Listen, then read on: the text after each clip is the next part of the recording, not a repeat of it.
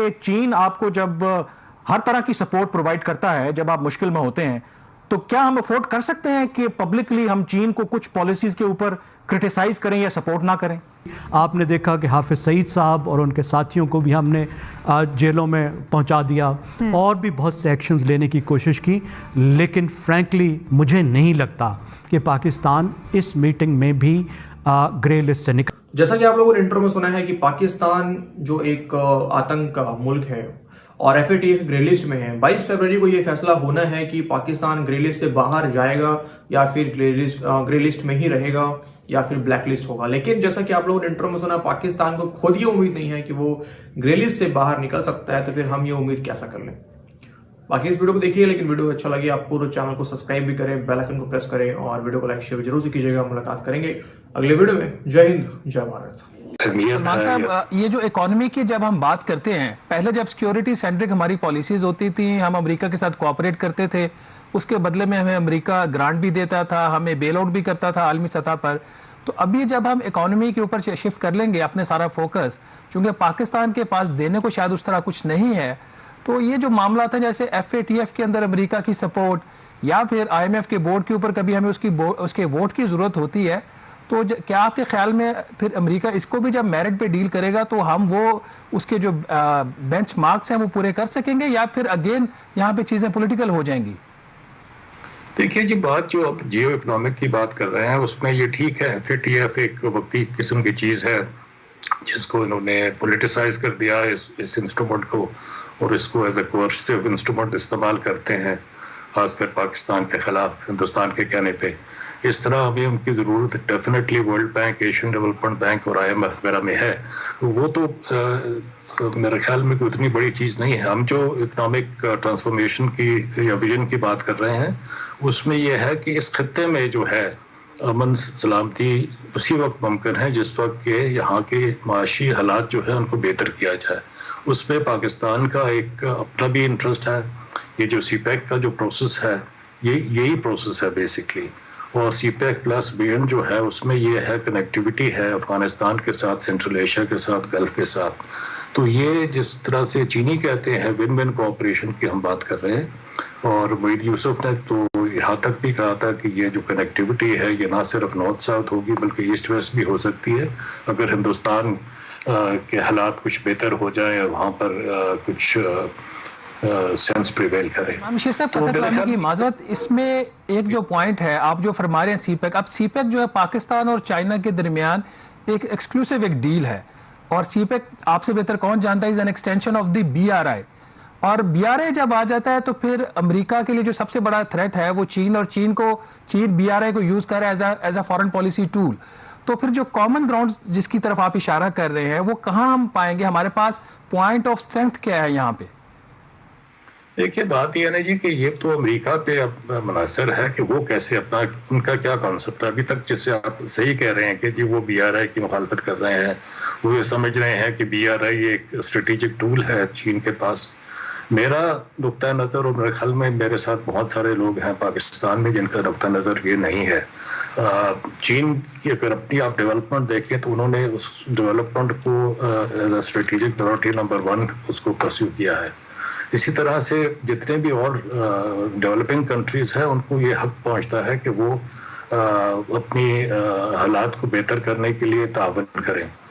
اور دوسری بات یہ ہے کہ یہ تو ریجنل انیشیٹوز ہیں، یہ ریجنل انیشیٹو کوئی نئی تو نہیں ہے۔ امریکہ نے خود کچھ سال پہلے نارتھ ساؤتھ یہ اس کی بات کی، کنیکٹیوٹی کی۔ یہ جو ٹاپی اور یہ دوسرے جو گیس پائپ لائن اور بجلی کے پروجیکٹ تھے اس میں بھی امریکہ کا انٹرسٹ رہا ہے۔ تو ہم کوئی نئی بات نہیں کر رہے اس سمجھ میں، اور ہم یہ چھوٹی چھوٹی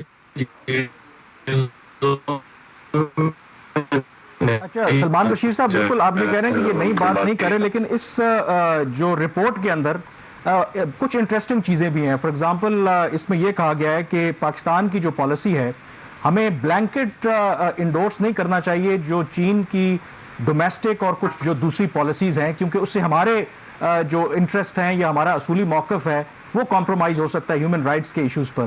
ڈونٹ یو تھنک کہ یہ بڑا ایک غیر معمولی قسم کا یہ سٹیپ ہے، گیون دا فیکٹ کہ چین آپ کو جب ہر طرح کی سپورٹ پرووائڈ کرتا ہے جب آپ مشکل میں ہوتے ہیں، تو کیا ہم افورڈ کر سکتے ہیں کہ پبلکلی ہم چین کو کچھ پالیسیز کے اوپر کرٹیسائز کریں یا سپورٹ نہ کریں؟ میں جی اس سے متفق نہیں ہوں اس نقطے سے جس کی طرف آپ نشاندہی کر رہے ہیں. میرے خیال میں کہ یہ غیر ضروری تھا اور اس سے خام خواہ میں بدگمانی پھیل سکتی ہے. ایسی بات نہیں ہے. چین کی جو کور انٹرسٹ ہیں ان کو ہمیشہ ہم نے سپورٹ کیا ہے، چاہے وہ تائیوان ہے، تبت ہے، شنجیانگ ہے، جو بھی ہے. ناظرین، دفتر خارجہ نے بتایا ہے کہ FATF کے معاملے پر اہم پیش رفت ہوئی ہے. پاکستان نے 27 میں سے بقیہ 6 نکات پر بھی اپنا کام مکمل کر لیا ہے، لیکن اہم ترین معاملہ یہ ہے کہ کیا ان کاوشوں کا اعتراف FATF بھی اپنے اجلاس میں کرے گا اور پاکستان گرے لسٹ سے نکل جائے گا؟ اب یہ میٹنگ تھرسڈے کو شروع ہوگی تو سب سامنے آ جائے گا کہ کیا صورتحال ہے. 25 کو میٹنگ ہونی ہے اور اس میں کس کی لابی ہے، کون کیا کر رہا ہے، کس طرح کر رہا ہے، وہ آپ کو اندازہ ہو جائے گا. جب فیصلہ ہوگا تبھی بات سامنے آئے گی، ورنہ یہ بیانات، حفیظ صاحب کا بیان، فارن منسٹر کا بیان اور دوسرے وزراء کے بیان ہم بہت سنتے رہے، لیکن ہم نے ابھی تک اس بارے میں حماد اظہر کا کوئی بیان نہیں سنا، جو دراصل کام کر رہے ہیں، جن کے رابطے ہیں، جن کا فیس ٹو فیس ملاقات بھی ہو چکی ہے. تو لیٹ اس ہوپ کہ بہتر ہو، پیوستہ رہے شجر سے، امیدیں باہر رکھ، دیکھیں کب باہر آتی ہے. دیکھیے افسران تو یہ امیدیں دلاتے ہی رہتے ہیں. 15 دن پہلے پاکستان کے ایک بہت بڑے پیر نے کہا تھا کہ پاکستان نکل جائے گا اس لسٹ سے، اور آپ کو پتہ ہے وہ پیر پاکستان کے وزیر خارجہ بھی ہیں. دیکھیے اکتوبر میں FATF نے 27 ایکشن پوائنٹس میں سے 21 ایکشن پوائنٹس پاکستان کے مان لیے تھے کہ ان پر عمل درآمد ہو گیا ہے. 6 پارشلی کمپلیٹڈ تھے، جزوی تکمیل ہوئی تھی ان کی، اور پاکستان سے کہا گیا تھا کہ وہ فروری تک ان ایکشن پوائنٹس پر بھی عمل درآمد کر لے. ابھی فارن آفس کہہ رہا ہے کہ اس پر سگنیفیکنٹ پروگرس ہوئی ہے. دیکھیں بڑی ڈپلومیٹک لینگویج ہے. وہ یہ کلیم نہیں کر رہے کہ ان 6 ایکشن پوائنٹس پر ہم نے مکمل کام کر لیا ہے. وہ کہہ رہے ہیں جی سگنیفیکنٹ پروگرس ہوئی ہے، اور ہمیں امید ہے کہ ہم یہ جو اجلاس 22 تاریخ سے شروع ہونے جا رہا ہے اور 25 تک جاری رہے گا، جو پلینری ہے یعنی بڑی میٹنگ FATF کی بڑی والی میٹنگ ہے، اس میں امید کر رہا ہے کہ پاکستان ہم نکل آئیں گے. اب جو انہوں نے اعتراضات کیے تھے، انہوں نے یہ کہا تھا کہ آپ نے دہشت گرد تنظیموں کو، سیکیورٹی کونسل نے جن تنظیموں کو دہشت گرد قرار دیا ہے، آپ نے ان کے خلاف کوئی ایکشن نہیں لیا. جن افراد کو بین کیا گیا اقوام متحدہ کی طرف سے، آپ نے ان کو سزائیں نہیں دی.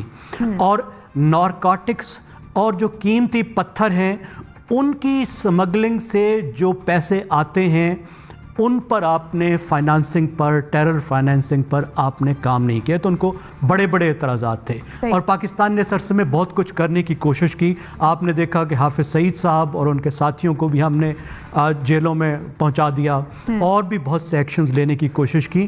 لیکن فرینکلی مجھے نہیں لگتا کہ پاکستان اس میٹنگ میں بھی گرے لسٹ سے نکل پائے گا. پاکستان نے اپنی طرف سے پوری کوشش کی ہے کہ اس مصیبت سے باہر نکلے، کیونکہ FATF کی گرے لسٹ میں ہونا پاکستان کی معیشت کے لیے ایک بہت بڑی مصیبت اور ایک بہت بڑا مسئلہ ہے. لیکن یہاں پہ بات یہ ہے کہ یہ مسئلہ صرف ٹیکنیکل نہیں ہے، جتنا یہ ٹیکنیکل ہے اتنا ہی پولیٹیکل بھی ہے. اور بدقسمتی سے کچھ بین الاقوامی قوتیں پاکستان کا بازو مروڑنے کے لیے، پاکستان کی پالیسیز کو، خاص طور پہ فارن پالیسی کو انفلوئنس کرنے کے لیے بھی FATF کو استعمال کر رہی ہیں. تو جہاں پر ایک طرف ہمیں اس کو اندرونی طور پر حل کرنا ہے ٹیکنیکل ذرائع پہ، وہاں ساتھ ساتھ جو فارن پالیسی کے چیلنجز ہیں اس کو بھی ڈیل کرنا ہوگا، اور اس میں مزید کچھ وقت لگ سکتا ہے. ٹھیک ہے زخم خان صاحب، آپ کا پوائنٹ آ گیا، وقت ہمارے پاس کم ہے. طارق محمود صاحب، ایک صاحب نے کہیں رشتہ بھیجا، شام میں دوستوں نے پوچھا کہ بھائی کیا ہوا، کہنے لگے کہ جی 50% کام ہو گیا، ہماری طرف سے رضامندی، لڑکی کی طرف سے رضامندی کا جو ہے وہ فیصلہ ہونا باقی. تو ہمارے اسٹیٹمنٹ اسی طرح کے ہے کہ جی یہ سب کچھ ہو گیا ہے. ایکچوئل پوزیشن ڈیفرنٹ ہے. 2 دن سے آپ ذرا جو EU ٹوڈے ہے، جو گارڈین کی پچھلے دنوں کی سٹوریز ہیں وہ اٹھا لیں. یہ ایکچوئل میں 6 پوائنٹ کون سے ہیں؟ یہ وہ ہیں جو اینٹی منی لانڈرنگ اور ٹیررسٹ جو فائنینس ہے اس سے ریلیٹڈ ہیں. اس کے اوپر ان کے کنسرن ہیں. لاسٹ اکتوبر میں جو FATF کے پریزیڈنٹ ہیں انہوں نے کہا تھا ہم ساری زندگی انتظار نہیں کر سکتے. اور میں آپ کو ایک اور ڈیولپمنٹ بتاؤں، گزشتہ 3-4 روز سے جو ڈینیل پرل کیس ہے اس کے تانے بانے جا کے اس FATF کے ساتھ جوڑے جا رہے ہیں. شیخ عمر کی سزا کے دیکھیں، یہ پاکستان کے اندر پروسیکیوشن کا نظام ہے.